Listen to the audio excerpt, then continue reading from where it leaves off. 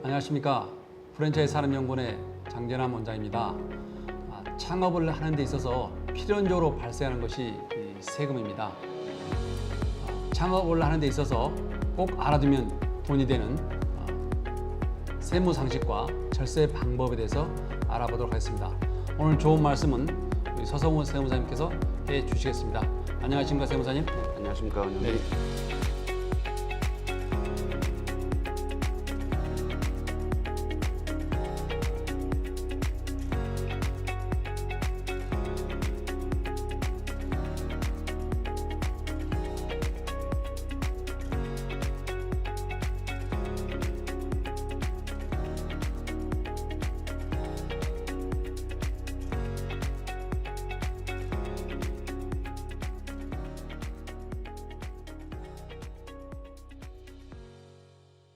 창업을 시작할 때 가장 먼저 하는 것이 사업자 등록하는 거라고 알고 있습니다. 그런데 사업자 등록을 하지 않고 사업을 하시는 분들도 있다고 하더라고요. 그렇다면 이 사업자 등록을 꼭 해야 할까요? 예, 일단 우리 주위에서 흔하게 볼 수 있는 분들이 인플루언서나 유튜버들이 사업자 등록을 내지 않고 굉장히 많은 고수익을 얻었습니다. 네네. 물론 사업자 등록이 없었으니 세금도 안 내면서 그래서 사실 작년에는 유튜버와 인플루언서의 기획조사가 들어와서 우리가 알만한 유명하신 분들이 엄청난 세금 추징을 당하셨습니다. 네네. 그러면 이제 사업자 등록을 왜 해야 되는지에 일단 첫 번째 말씀을 드리면 사업자 등록을 해야만 정상적인 거래가 가능합니다.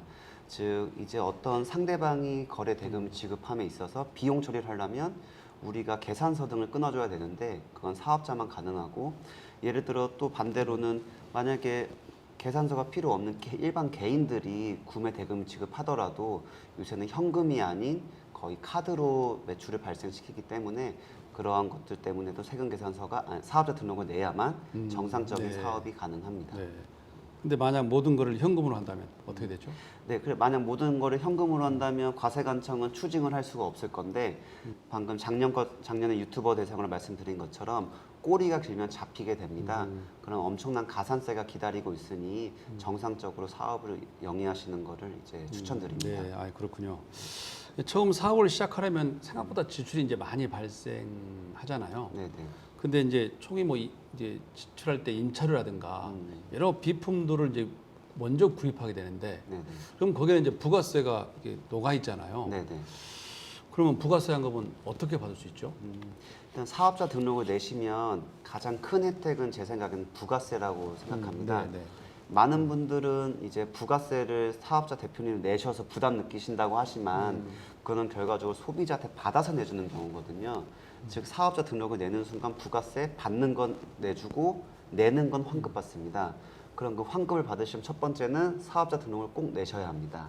근데 만약에 이제 처음 사업하시는 분들은 사업자 등록을 놓치시는 경우가 있는데, 그런 경우에 과세관청은 구제 기간을 줍니다. 그 구제 기간이란 과세 기간이 발생한 다음에 20일까지, 즉 예를 말씀드리면 2020년 7월에 사업을 시작하셨는데 사업자 등록을 안 내셨으면 2021년 1월 20일까지만 사업자 등록 내시면 네, 그해 하반기는 환급과 비용 처리가 가능하십니다. 네, 네. 사업자 등록을 이 절차가 뭐 사실 복잡할 수도 있고 쉬울 수 있는데, 네네. 한번 해보신 분들은 네네. 그게 그렇게 쉬울 텐데 네네. 처음 이 창업을 해보신 분들은 좀 막연할 수 있잖아요. 네네. 어때요? 사업자 등록 절차가 좀 까다롭나요? 어떤가요? 굉장히 간단합니다.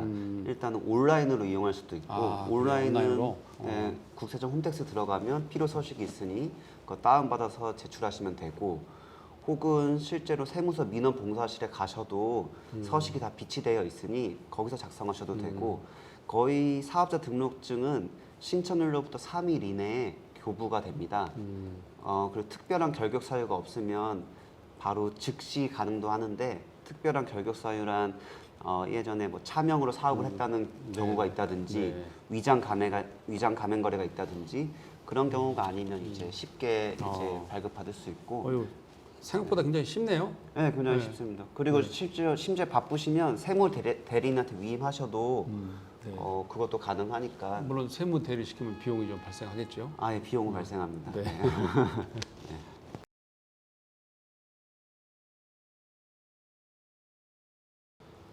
세무사님, 흔히 사업을 할 때 동업은 하지 말라고 그러잖아요. 근데 제가 개인적으로 생각할 때는 동업을 함으로써 장점도 상당히 많다고 생각되는데 만일에 동업을 한다면 어떤 점을 또 주의해야 되고 또 세금 부분에서 혹시 또 뭐 큰 뭐 효과가 있는지요? 네, 일단 그 질문 답하기 전에 요새 유행하는 거 하나 말씀드리고 싶은데 요새 서초구 쪽에서는 아파트 공동명의가 굉장히 유행입니다. 네. 그 이유는 절세 효과가 굉장히 커서인데 사업자 동업은 그 공동명의보다 절세 효과가 더 크다고 말씀드릴 수 그래요? 있습니다. 네. 그거 모르는 분들이 많을 텐데. 예, 그 이유는 뭐냐면 사실 일단 공동명의라는 거는 양도세는 전혀 상관이 없고 종합부동산세에만 이제 절세 효과가 있는 건데 이제 소득세 동업은 소득세 자체를 현저히 낮출 수 있습니다.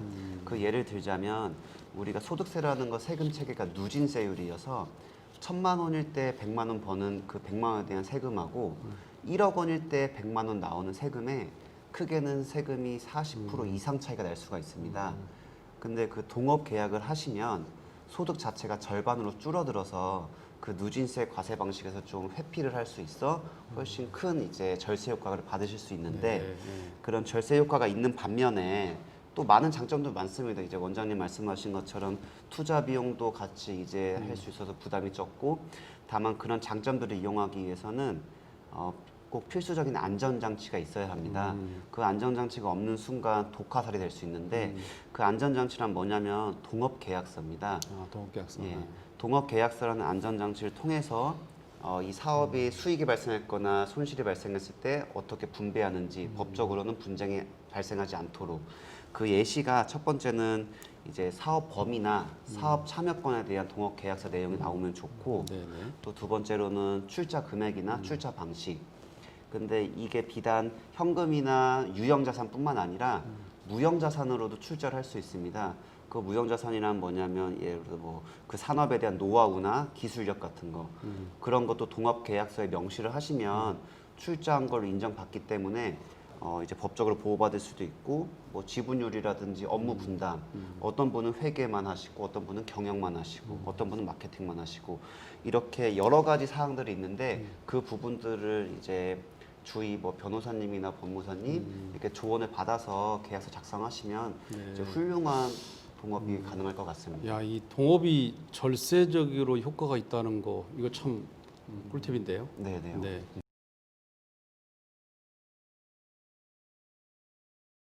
뭐 흔히들 이제 간이 과세자가 이게 네네. 절세에 많이 도움이 된다고 하잖아요. 네네. 근데 일반 과세자와 사실 이 간이 과세자 좀 이 구별하기 쉽지 않은데 네. 어떤 차이가 있나요? 일단 간이랑 일반이 어디에 영향을 미치는지를 아셔야 되는데 앞으로 대표님들이 사업을 하실 때는 세금을 크게 두 가지 신경 쓰시면 됩니다. 부가가치세랑 소득세를 신경 쓰시면 되는데 간이랑 일반이랑 면세 사업자 이런 사업자들은 오로지 부가세에만 있는 겁니다. 어떤 사업자든 간에 소득세는 동일한 영향을 미치는데 그러면 이러한 사업자 구분이 부가세에서 어떤 영향을 미치는지 판단을 해보고 이제 실행을 하셔야겠죠. 그러면 첫 번째로 간이가세자는 부가세 부담이 일반 과세자에 비해서 거의 10%밖에 안 됩니다. 굉장히 좀 네, 예를 들어 일반 과세자가 매출세액이 1,000만 원 낸다고 치면 간이가세자는 매출세액이 100만 원 정도. 굉장히 적어서 대신에 이제 국가에서 어느 정도 기준을 마련했습니다. 1년 동안의 매출액이 4,800만 원 미만인 자만 4,800 미만. 간이가세자를 선택할 수 있다. 업종 불문하고 그러면 이제 이렇게 반문하실 수도 있어요. 매출액이 4,800만 미만은 무조건 간이가세자가 유리하지 않냐라고 네, 할 수 있지만 또 그거는 아닙니다. 그 이유가 뭐냐면 결정적인 거는 간이가세자는 손실이 났을 경우에 환급이 없습니다. 일반 가세자는 손실 나면 환급이 있습니다. 그러면 우리가 이렇게 생각해 볼 수 있습니다. 초기에 투자 비용이 많거나 손익 분기점이 굉장히 높으신 분들은 1년 내에 그런 손실 발생할 확률이 높으면 사실 일반 과세자로 선택하셔서 환급 받는 것도 생각하시는 게 좋을 수 있거든요. 그래서 자기가 업종을 어떤 걸 선택하는지 초기 투자 비용이 어느 정도 나오는지 보시고 일반으로 하실지 간이로 하실지 선택하시는 게 좋을 것 같습니다. 네.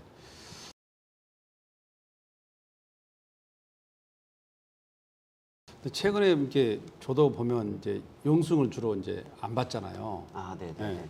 근데 사업을 하면서 이제 세금 계산서라든가 계산서, 영수증 이런 부분이 많이 이제 또 증빙할 필요가 있잖아요. 아, 네, 네. 그래서 그런 부분에서는 또 어떻게 관리해야 되고 이것이 과연 이제 절세 부분에서 또 효과가 있는지. 아, 네, 네. 예. 그래서 일단은 사업을 하실 때 가장 중요한 건 돈이 나가면 뭔가 받으셔야 됩니다. 그렇죠. 예. 근데 지금 영수증 안 받으셨다고 하셨잖아요. 네, 네, 네. 아마 그 이유는 제가 봤을 때 카드를 긁으셔서 그런 것 그렇죠. 같습니다. 예. 그 카드가 사업용 카드로 등록돼 있으신 네, 거예요. 네, 네. 예. 그 사업용 카드 등록되는 순간 전산으로 자료를 자동으로 모아서 그때는 영수증을 별도로 네. 모으실 필요가 없습니다. 네. 근데 다만 사업을 하시면서 현금을 주면서 간이 영수증을 받는 경우가 종종 있습니다. 근데 그 간이 영수증이라는 거는 3만 원까지만 적격 증빙으로 보고 그 이후부터는 가산세가 붙기 때문에 꼭 3만 원, 예를 들어서 뭐 지게차 같은 경우가 대부분인데 그런 경우 한 30만 원 용액 발생했다. 그럼 3만 원짜리로 10장 끊으시면 가산세 없이 비용 처리가 가능하고 옛날에 그런 거 많이 받았죠. 네, 그렇게도 많이 하고 있습니다. 네. 근데 이제 또 다른 거는 이제 그런 지게차 용역도 빼고서도 현금을 쓰신 경우들이 있는데 그때는 현금 영수증을 발행을 할 때 두 가지가 있습니다. 첫 번째는 소득 공제용, 지출 증빙용. 소득 공제용은 근로자, 급여 받으시는 분들이 쓰시면 좋고 나머지 사업자분들은 지출 증빙용으로 받으시는 거 받으셔야만 이제 다 비용 처리가 가능합니다. 야, 이 사업을 하면서도 이렇게 좀 이렇게 알아두면 도움되는 것들이 상당히 많네요. 네, 그래서 처음 사업하시는 분들은 이런 기본적인 걸 놓치셔서 사실 세금에 가장 중요한 건 내야 될 세금은 내야 되지만 내지 않아도 될 세금을 내는 게 문제거든요. 네, 그러니까요. 그래서 이런 거 하나하나 챙기시면 네, 많은 절세 효과 얻으실 수 있을 것 같습니다.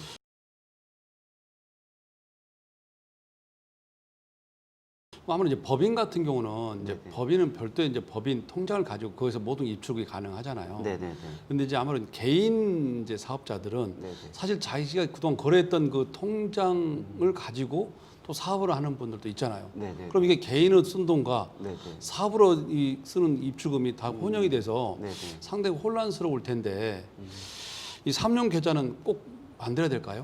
네, 사업용 계좌를 일단은 만드시긴 하는데 모든 네, 분들이 네, 네. 사업용 계좌를 안 쓰시는 경우가 되게 많습니다. 네. 근데 이제 일단 꼭 쓰셔야 되는 분들도 말씀드리면 우리가 소득세법상 복식 부기 의무자라는 게 있습니다. 복식 부기 의무자. 네, 그거는 이제 소득세 때 5월달에 고지서가 날라오면 자기가 어떤 유형인지 나오는데 간단히 말씀드리면 서비스업이면 매출액이 7,500, 제조업이면 1억 5천, 도소매업이면 3억 이상 3억 매출액이 그러면 복식 부기 의무자 대상이 되고 그분들은 꼭 세무사한테 기장을 맡기셔야 하고 사업용 계좌를 안 쓰시면 가산세가 있습니다. 그리고 더불어서 만약에 나는 복식 부기 의무자가 아니다. 네. 그런데 사업용 계좌를 안 썼다. 그러면 이제 우리가 국가에서 주는 혜택에서 조금 멀어지게 됩니다. 중소기업 특별세액 감면이라든지 창업 기업한테 주는 세액 감면들 거기서 배제가 되기 때문에 가산세 문제는 차치하고라도 그런 세액 감면을 받으시려면 사업용 계좌를 꼭 이제 만드시고 이용하시는 게 꼭 좋습니다. 그런 혜택도 있지만 네. 제가 개인적으로 생각할 때도 네, 네. 내 개인적으로 쓰는 활용하는 통장과 네, 네, 네. 내가 사업을 하기 위해서 필요한 입증의 통장은 네, 네. 서로 구분하는 것이 좋지 않을까요? 이렇게 봐도. 맞습니다. 저는 사실 저랑 상담하시는 분들한테는 통장을 기본적으로 3개 만들려고 합니다. 그 세 세 개는 개를, 일반 돈 들어오는 통장, 나가는 통장, 부가세 통장. 아, 부가세 통장. 왜냐면 부가세 받으시고 그죠. 본인 거라 그 생각하시는데 수익이라 생각하지. 네. 네, 사실 근데 부가세라는 게 납부기한 연장이 없거든요. 한 번에 몇 천만 원을 내야 될 상황도 있고 맞습니다, 맞습니다. 그래서 아예 처음부터 부가세 통장을 별도로 아니 그것도 네. 굉장히 바람직한 방법이네요. 네, 네, 네, 네.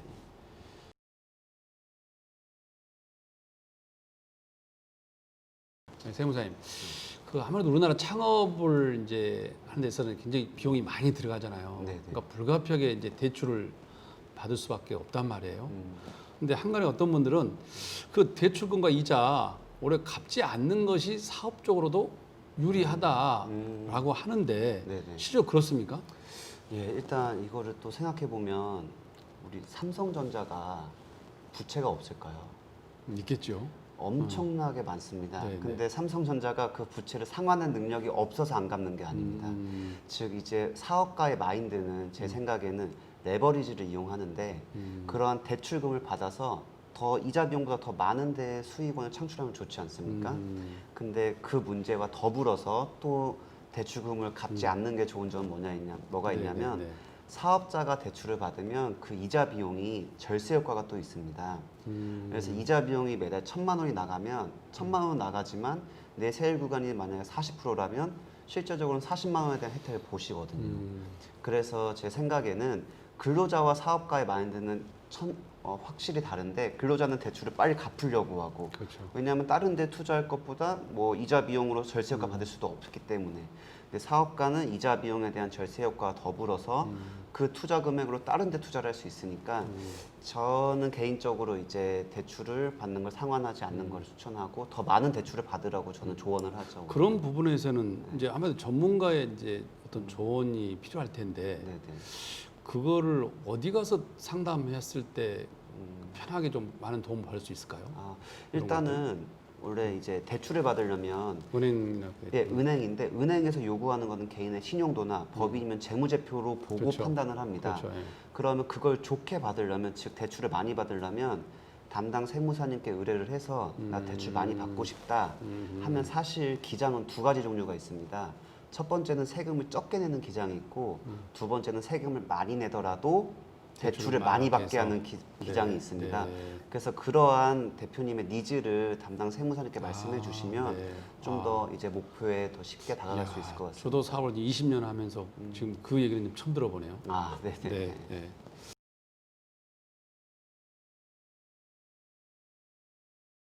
또 한 가지 이제 이런 일이 거의 많이 발생할 텐데 네네.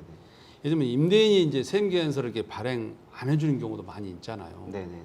그럴 경우는 사실 경비 처리가 참 쉽지 않은데 이럴 때는 어떻게 처리해야 돼요?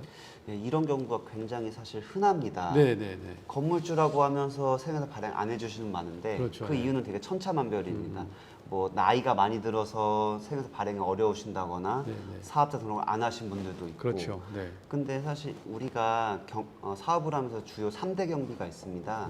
인건비, 임차료, 원재료. 네, 네. 이 세 가지 중에 하나라도 빠지면 사실 경비가 많이 부족하게 되는데 이 임차료 부분에서 그럼 돈은 나갔는데 어떻게 증빙을 해야 되냐? 사실 증빙할 게 없습니다. 그렇죠. 받는 세금 계산서가 없으니까.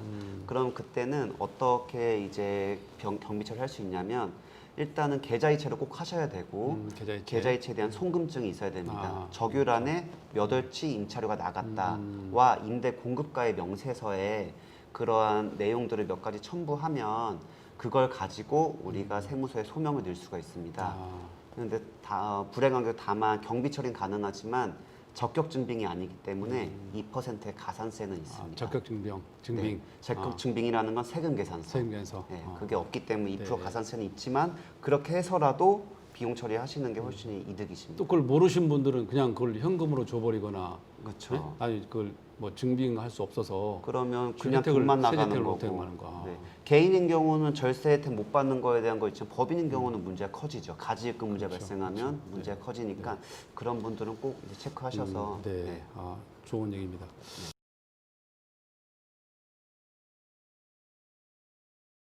또 다른 이제 최근에 이제 물론 뭐 불거지긴 했지만 네네. 요즘 뭐 생경 창업이 됐든 뭐 점포 창업이 됐든 어쨌든 가장 큰 게 매출이 이제 줄은 반면에 네네. 인건비는 상당히 또 부담되잖아요. 네네. 이제 직원들은 또 인걸 많이 받고 싶어 할 것이고 또 사업주는 그걸 좀 절감하려고 할 것이고 네네네. 이제 그런 부분에서 이제 고민이 될 수밖에 없는데 이게 사업자 입장에서는 좀 직원 월급을 좀 많이 또 챙겨 줄 수 있는 방법이 있다면 네네. 좋을 것 같은데 예. 어떤 방법이 있을까요? 네, 일단 이제 이게 문재인 정부 들면서 최저임금이 20년 만에 갑작스럽게 개편이 됐습니다. 네, 네, 네. 이제 내년에는 8,790원 정도가 되는데 그러면 사실 근로자 입장에서는 조금 임금이 올라서 좋을 수 있지만 소상공인들 입장에서 굉장히 부담이 되거든요. 네. 그래서 그러한 것들을 해결해주기 국가에서 주는 정책들이 있습니다. 그 이제 대표적인 게 4대 보험을 최대 90%까지 네. 보전해주는 불우누리 사회보험, 혹은 또 일자리 안정자금. 근데 그 외로 더불어서 근로자들의 지갑을 두둑히 해주는 게 있습니다. 그건 뭐냐? 네. 그래서 월급을 200만 원을 책정했을 때 200만 원에 대한 세금을 걷어야 하지만 우리가 비과세 소득으로 넣을 수 있는 게 크게 세 가지가 있습니다. 사실 10가지가 넘는데 주로 쓰이는 건 세 가지. 그래요? 첫 번째는 식대, 10대. 자가운전 보조금, 경조사비 이런 것들을 200만 원이랑 월급 속에 녹여주면 식대는 최대 10만 원, 자가운전 보조금은 최대 20만 원, 경조사비는 뭐 최대 50만 원 정도까지 그걸 비과세 소득으로 넣어주면 근로자는 같은 200만 원을 받았을 때 뭐 세금 뗀 금액이 180만 원이 아닌 195만 원이 될 수도 있고 실제적으로 그런 혜택을 받으실 수 있죠. 그런데 근로자분들이. 그런 거는 사실 이 사업주가 네. 모든 걸 알아서 할 수가 없잖아요. 아 절대 그럼 이거를 모릅니다. 네. 이제 그 사업 그 회사와 관리해주는 네. 세무사가 제시해 줘야 되는 게 맞지 않아요? 네, 맞습니다. 근데 사실 현실상으로 이제 기장료가 뭐 어떻게는 10만 원, 어떻게는 8만 원, 6만 원을 가정해서 모든 세무 대리인이 그 업체를 일일이 신경 써줄 수는 없거든요. 그래서 그런 현실적인 애로사항은 있습니다. 예. 그러면 이제 본인 스스로 알아서 본인 해야 되겠네요. 스스로 하거나 이 강의를 통해서 보시고 세무 대리인께 의뢰하시면 그거는 뭐 가능하니까. 근데 아까 지금 말씀하신 것 중에 4대 보험료가 있잖아요. 네네. 사실 이 부분은 부담하는 사업자도 그렇고 직원도 그렇고 상당히 좀 예민한 문제이긴 하잖아요. 아, 네네네. 그래서 뭐 어떤 직원들은 4대 보험료를 자기가 뭐 안 받겠다라고 하는 경우도 있는데 내는 게 좋을까요? 되지 않는 게 좋을까요? 제가 소상공인들한테 제일 많이 듣는 질문이 4대 보험입니다. 첫 번째는 어떤 직원은 4대 보험 들면 일 안 하겠다는 직원이 있고 나는 소득신고 아예 하지 말아달라는 분들이 네, 있고 네. 그런 분들이 굉장히 많은데 저는 그럴 때 이제 대표님한테 말씀드립니다. 4대 보험은 선택이 아닌 의무다. 만약에 대표님이 의무를 해태하면 나중에 이분들이 퇴사할 때 노동부에 진정을 낼 수 있습니다. 예를 들어 요새는 실업급여라는 게 있어서 사실 일반 근로자는 더 많이 아는데 그 실업급여를 받으려면 대표님이 4대 보험 중에 고용보험을 꼭 들어주셔야 합니다. 근데 그걸 안 들어주셨다. 그럼 나중에 근로자가 퇴사하고 나서 고용노동부에 진정 넣으면 그 화살이 오로지 대표님한테 갑니다. 4대 보험 의무자가 의무를 이행하지 그럼 않았기 때문에 본인이 받지 않겠다고 요구했을지라도 본인이 받지 않겠다고 요구하고 계약서를 보통 이제 뭐 이런 뭐 근로계약서, 계약서도 네. 쓰는 경우 네. 근로계약서는 무조건 쓰셔야 되는데 4대 보험 별도로? 나 안 하는 계약서 쓴다. 이게 사실 효과가 없습니다. 아 그래요? 왜냐하면 대표자가 국가에서 준 의무를 해태했기 때문에 네, 이거는 근로자와 협의 사항이 아니고 강제적인 의무 국가가 강제하는 겁니다. 4대 보험은. 네. 그럼 4대 보험은 가입을 해야 되는데 그럼 여기서 이제 근로자들을 어떻게 말을 잘 해야 되는 게 뭐냐면 원래 200만 원 기준으로는 근로자 18만 원, 대표자 18만 원, 총 그쵸. 거의 40만 원의 네. 4대 보험이 나갑니다. 근데 이제 친인척이 아닌 몇 가지 요건만 충족하시면 이 40만 원이 18만 원까지 줄어들 수 있습니다. 그러면서 대표님은 일자리 안정자금이라고 1인당 9에서 13만 원까지 지원을 받으시니까 사실 대표님 입장에서는 4대 보험 부담이 거의 없고 그렇죠. 근로자 입장에서는 자기 돈 9만 원 나가면서 4대 보험에는 40만 원이 챙겨지고 나중에 실업급여도 받을 수 있고 사실 법에 대한 걸 잘 이해만 하면 자기 돈에서 몇만 원 빠져나가지만 더 큰 혜택을 받으실 수 있거든요. 또 한 가지 자주 발생하는 게 이제 가끔 이제 일하는 아르바이트생들 있잖아요. 네네. 이런 부분에서는 이 원천 징수 부분이 좀 민감할 수 있는데 네네. 이건 해야 됩니까? 어떻게 해야 됩니까? 이거를 원천 징수를 안 하면은 일단 돈만 나가고 비용 처리가 안 됩니다. 그러면 고스란히 그 세금 부담은 대표님한테 가는데 다만 이제 일당 10만 원 정도까지는 원천 징수세액이 발생하지 않습니다. 그래서 10만 원 정도면 그냥 주셔도 되는데 다만 꼭 신고를 원천세 신고와 지급명세서 제출형 신고 두 가지는 꼭 하셔야 합니다. 세금은 안 내더라도. 야, 이렇게 잠깐 우리 세무사님과 이 창업에 있어서 발생하는 이 세무 상식과 절세의 방법을 얘기했는데 야, 오늘 말씀하신 것만 정확히 알고 지키고 챙겨도 굉장히 큰 어떤 수익적 측면이 발생할 수 있을 것 같네요.